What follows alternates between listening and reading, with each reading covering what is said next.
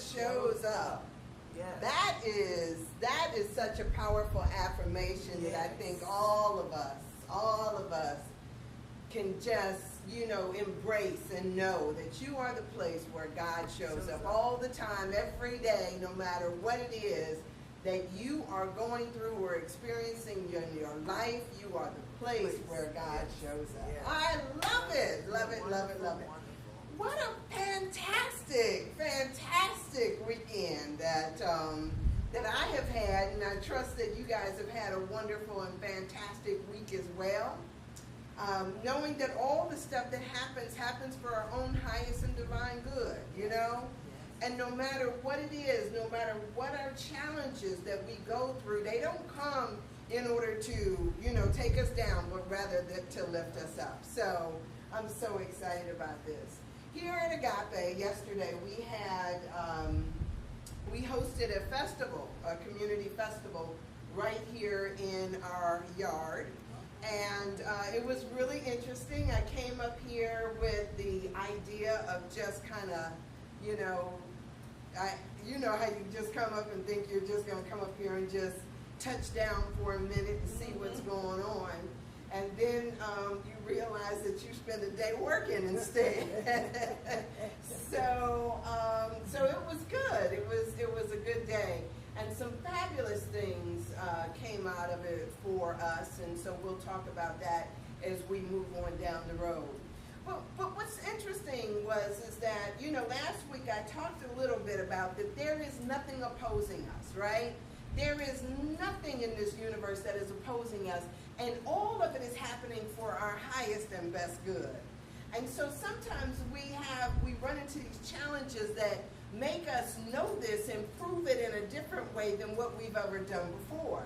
And last week, it's like the moment you proclaim something, its opposite comes in to show you and to teach you a lesson, right? And so that was how it was for me. I go through my week, and I'm thinking to myself, like, man, the universe is totally for me. And I know this, right? I know it in my bones. But at the same time, there is so much in our experiences that have taught us the opposite. So when we see stuff show up, we have the notion that it's there to challenge us rather than to lift us.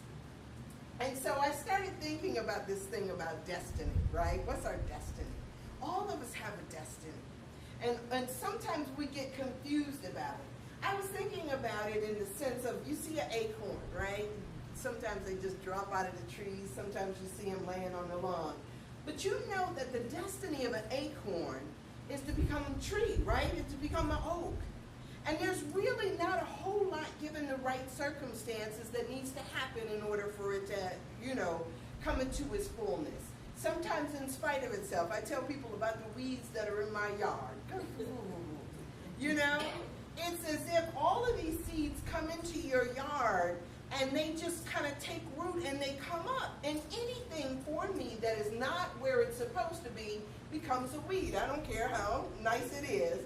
And sometimes you see people with these huge trees right up against their house that they didn't realize it was a weed until it was too late, All of a sudden now you got a tree that's growing practically out of your front porch. It was a weed to start. And unless we take care of the little things in the beginning, they grow up to be big problems. So everything, given the conditions, will grow to be what it's supposed to be. An acorn will grow into a tree. A seed may grow into a flower, a plant, or a weed. All of these things grow by nature. Our kids are the same way. Kids, what happens is they grow up. In spite of, of everything that may be happening and occurring to them and around them, they still grow up. The thing is what is the intentionality behind what is going on? So the other day I was at a wonderful event for our young people right here in the community. And it was so interesting because everybody loves to come up and start the conversations about what's wrong with the world, rather than talking about what's right with the world. And so they start to tell me about what's wrong with our kids today and where we've gone wrong and all of this other stuff. And I'll tell you, our thoughts are powerful and they are creative. They draw to us experiences. Now, you know, my other job is as a trainer. And so part of my training is that I go out and I talk to groups of people about any number of issues. Well, right now I'm working on a training around dealing with difficult people. Now, you would wonder and say, is it that difficult people in the world exist, or is it something within us that draws to us experiences where we interact with difficult people and then we label them as such? The wonderful thing that the Course in Miracles has taught me is that things don't have meaning in and of themselves, but rather we give meaning to things and situations. So I get a guy who comes up to me, and automatically, because I'm reading a book called Dealing with Difficult People, in my mind now he's a difficult person. Because in my mind now I see him as somebody who is not interested in having a conversation with me, but rather talking at me and not listening to anything that I say in response. So automatically it's like, okay, and the book says that you deal in this type of way. Now, just like they did in the movie The Matrix, she said to Neo, she says, what a really cook your noodle is would it still have happened if I hadn't said anything about it? Because she said to him at one time, don't worry about the vase. And he says, what vase? As he turns around and knocks the vase over. And so it becomes this question of what came first? Was it the thought, there's a vase and don't worry about it? Or was it that he was going to actually knock over the vase anyway? And a lot of times we have to ask ourselves the question, is it that this situation occurred in my life, I run into a difficult person, or is it that I drew to me the experience that I desired to have so that I could learn through that experience? And a lot of times what we think is that there are things and situations that happen, and they happen because, you know, just because there's difficulty in the world, and not that we draw that to us so that we can figure out in that situation who we're going to be. It's kind of like this idea that, that you know, like there's sickness in the world, or that there is poverty in the world, or that there is any number of things in the world, and that our thinking doesn't have anything to do with our experience of it. But our thoughts are powerfully creative. Isn't that not what we say? And so our thoughts give meaning to the situation. I was reading a book where a guy was talking about his life as a child, and he says, it never dawned on me that we were in poverty until all of a sudden somebody said that we were poor. But in his life, that wasn't how he defined his world, but because somebody else gave meaning to it, then all of a sudden it began to change his experience of what he was going through. So for all of us, if we give meaning to situations, and that meaning doesn't come into alignment with where we are, then we may put and label it as difficult as opposed to there for our good and for our growth. Now, why am I saying this to you? It's because so many times we get caught up on the meaning that we give things. If I give meaning to a situation, and my meaning is, say for instance, my meaning is that this is going to be a challenge, it becomes a challenge. If I say that this is going to be a blessing, then it becomes a blessing. It is all in our thinking, and so what needs to happen is we need to realign our thoughts.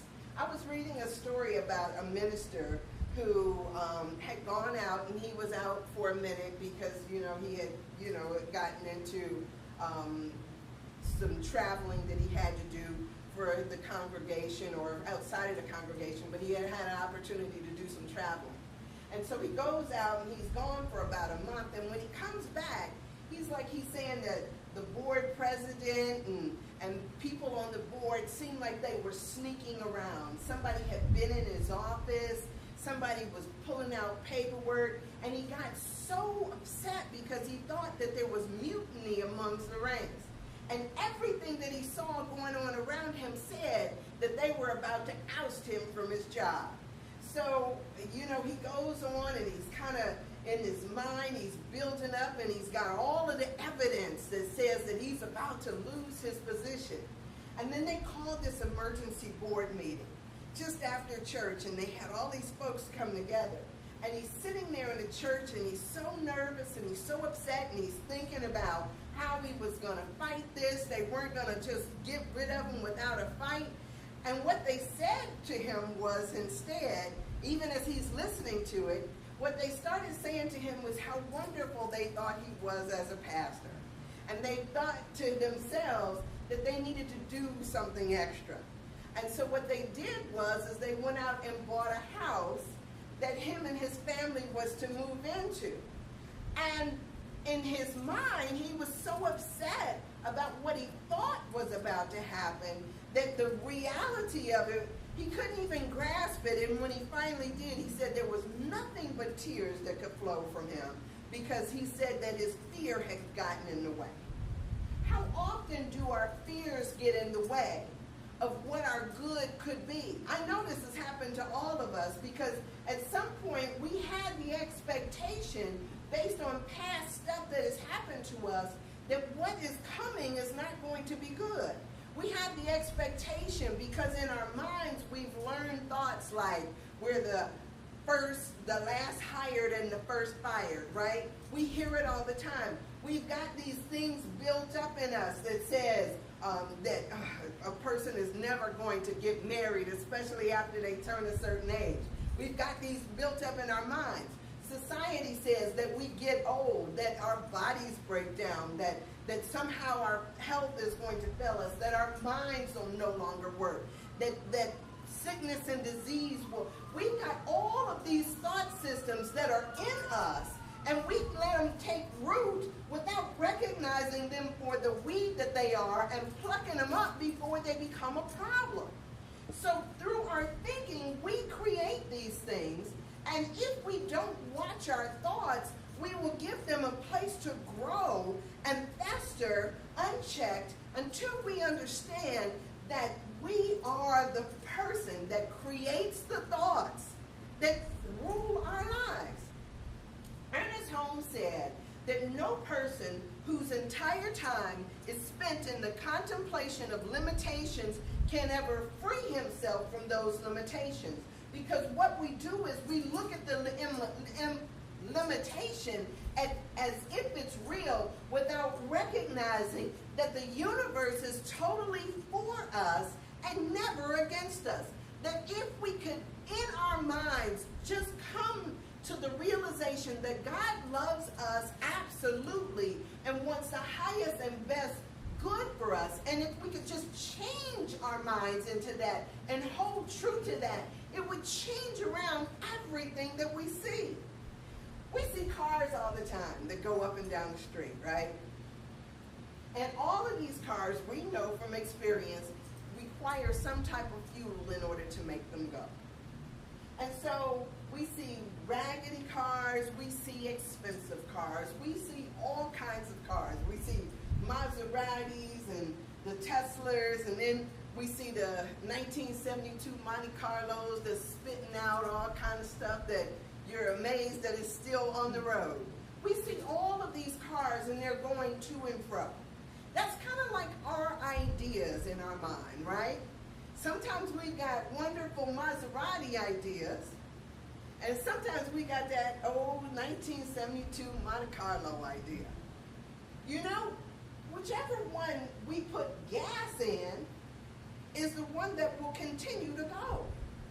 And sometimes we're putting gas into stuff that's not getting us anywhere. And we're putting more money into stuff that doesn't serve us. We sit there and we fix up on stuff that just doesn't have the capacity to take us into the future where we're going. As a matter of fact, we're so busy putting gas in stuff, and it ain't going nowhere.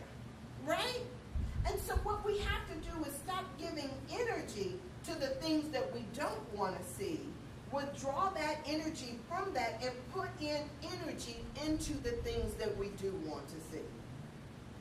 So for me, I sit there and I look at my life and I know that there is so much more that is possible with what is going on. I have dreams about it.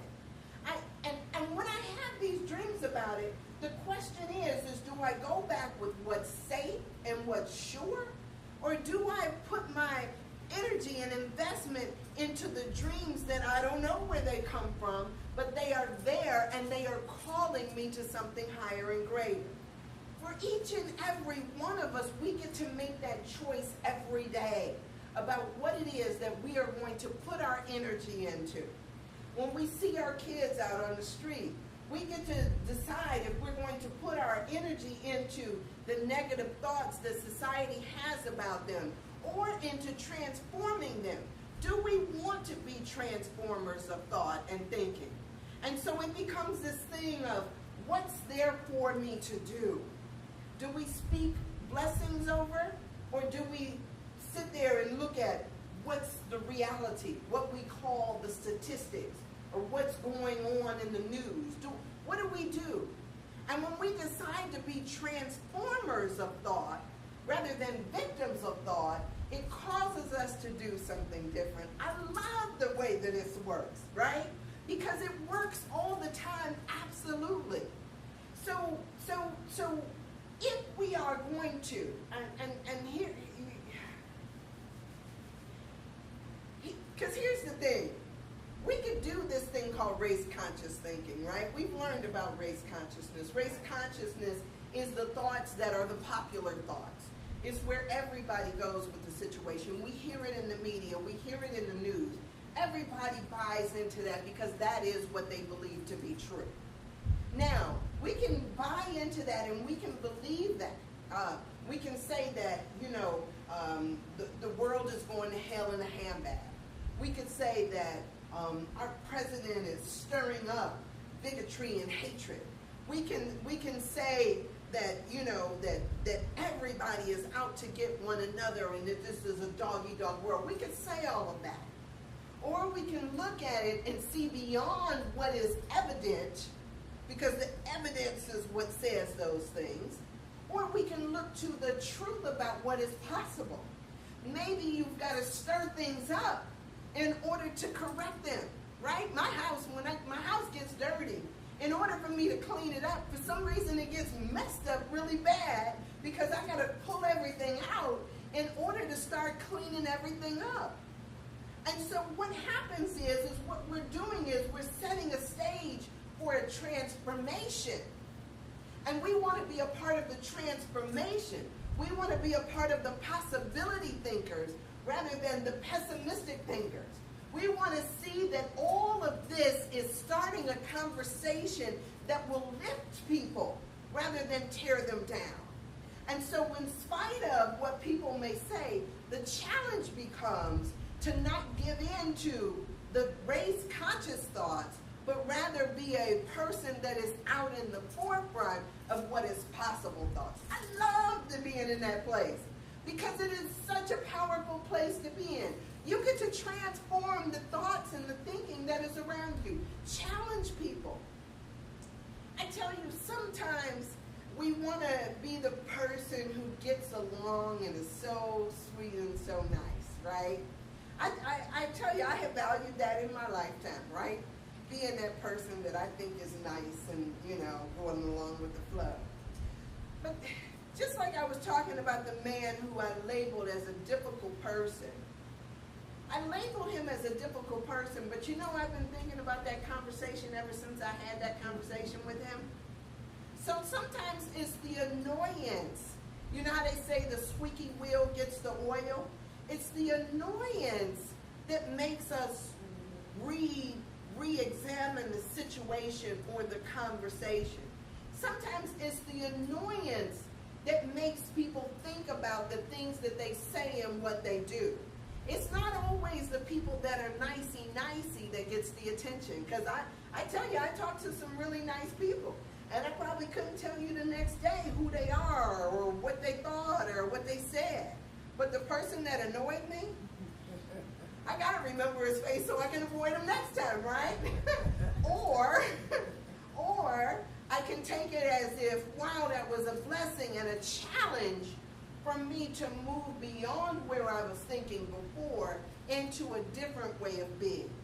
He was a person who taught me something. And trust me, Alan tells me enough that the kids come back and tell the teachers that they hated the most that they learned the most from. And not necessarily the other way around. They don't hate you, right? They don't hate you. They just don't want to be in your class.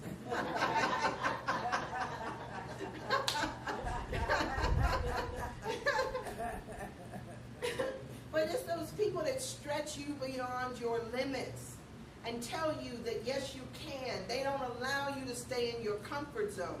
Those people help you to grow. It's not the other way around. And so sometimes while we're looking to be the person who just gets along and who says, yeah, it's, everything is all well and okay, sometimes we have to be the people who are the people who challenge other people in the way that they think and what they're doing. And sometimes that thing is not necessarily to do exactly what it is that they say do, but it triggers in you other thoughts and other possibilities about what you can do. I can't help but think about, Jesus' walk. And Jesus went through and he had all of these people who stood in opposition, who were saying stuff about what it was that he came to teach. And yet and still, with his courage and his conviction, he taught anyway, right? Because he knew the truth. He saw beyond what was visible, that race consciousness visible thought, to the invisible. I went to see a movie this past week, and it was called An Interview with God. And it was interesting because it was only here for 3 days, and so I thought to myself, I better go see this and see what it's all about. So I go to the movie theater, as I take my blanket because I went by myself, and take my blanket and I sit back and I'm ready for what I thought would be an interesting conversation. And it was so interesting because as it started, I was thinking to myself, like, man, if I had an opportunity to talk with God, I don't think I'd be saying, this. I don't think I'd be talking about this. And the guy who was playing God kept trying to point the guy back at himself, and the guy who was interviewing him kept wanting to say, well, what did you mean by this, and why did you do that, blah, blah, blah. So as I came out of this movie, Alan kept telling me, well, I'm so sad, I'm sorry that you were so disappointed in the movie. And it was like, it's not so much that the movie disappointed me. It irritated me to the point that I said, if that movie could be a movie, I could make something way better than that. You know what I mean?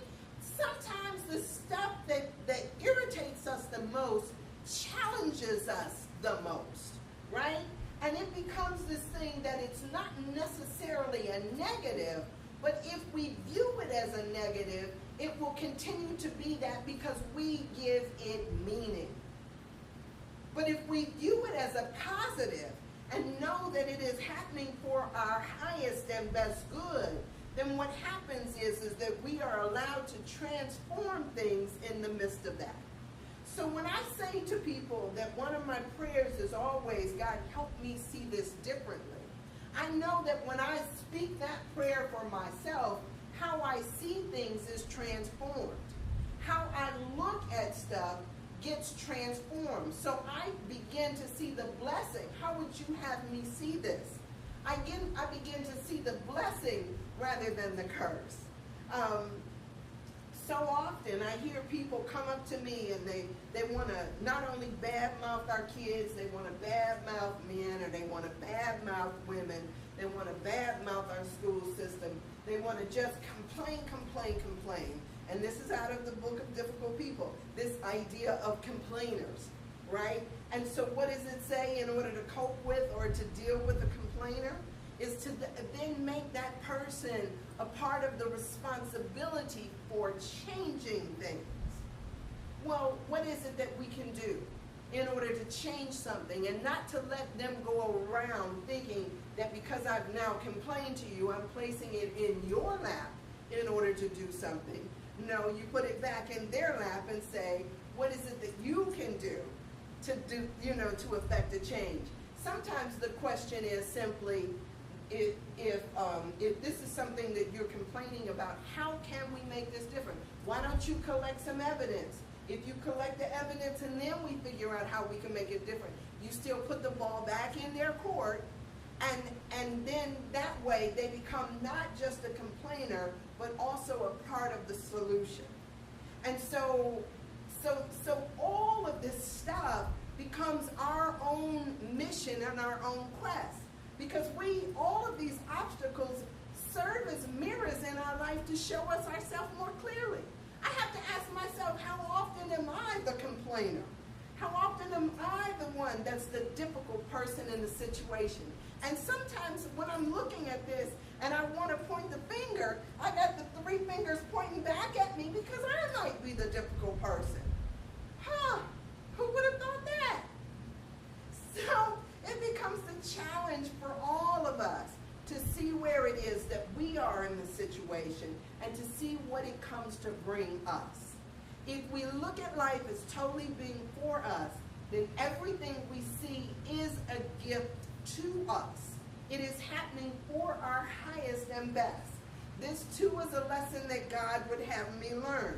These things happen because God is so in love with us that he wants our life to be bigger and better than what we could imagine it to be.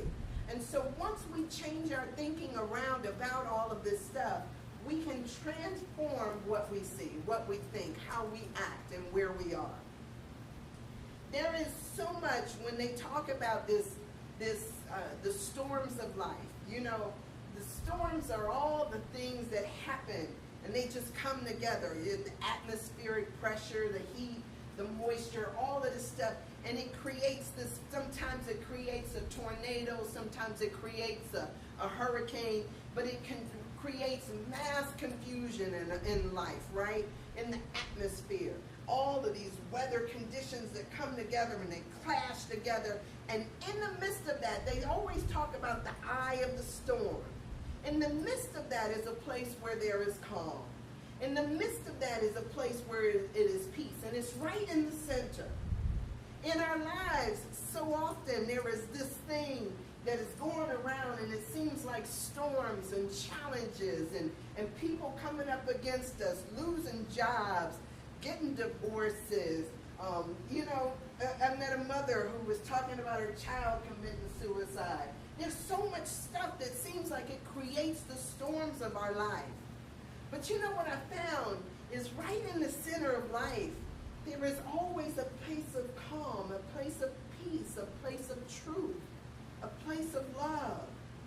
And if we recognize and know that that's always at the center, then we can go there at any time. I was talking to a woman about meditation, and she was talking about, I love the analogy of, the blue skies. And, the blue skies is the truth of our life, right?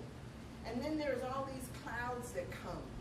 The clouds float by, and sometimes the clouds appear as challenges. Sometimes they're dark, ominous clouds that open up and pour down all kind of drama in our lives. But the truth, no matter what appears, is always that blue sky, and it's always present. It just seems like other stuff comes up above it. And so if we get into the business of moving that stuff out of the way, or knowing that this too shall pass, that the blue sky is what the truth is in our lives, in our worlds, in our affairs, then it gives us a place of peace, because all of the stuff that shows up, we know that it'll pass and that we will be fine. That all of the stuff that shows up is happening for our highest and best good, and it'll be all right. But we've got to be in the mindset that says, I know the truth of my being. Beliefs are amazing things. Beliefs will have us doing all kind of stuff. We have a belief about a number of things. I love how Reverend Jackson used to talk about the society, the flat earth society, you know, where people still believe that the world is flat. Beliefs are not necessarily true, but they're true in our minds, and we give power to them. In that movie, there was this woman after the movie. She said that God is a person, and God has feelings. And I was thinking to myself, like, whoa, whoa, whoa, whoa, whoa, you know, whoa. When we create a God in our own image, then we will give God the attributes that we have. We'll think that God is angry. We'll think that God is jealous. We'll think that God gets caught up in all of the little stuff. But when we realize the truth, that blue sky, that eye in the midst of the storm, and not just EYE, but the capital I, which is the truth about all things.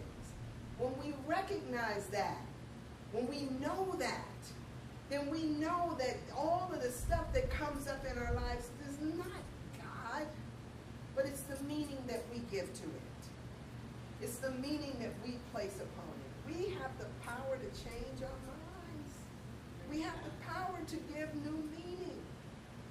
And when we focus in on that, we can then begin to transform what we see. I love that word, transform. We can transform what we see. We can transform what we're experiencing.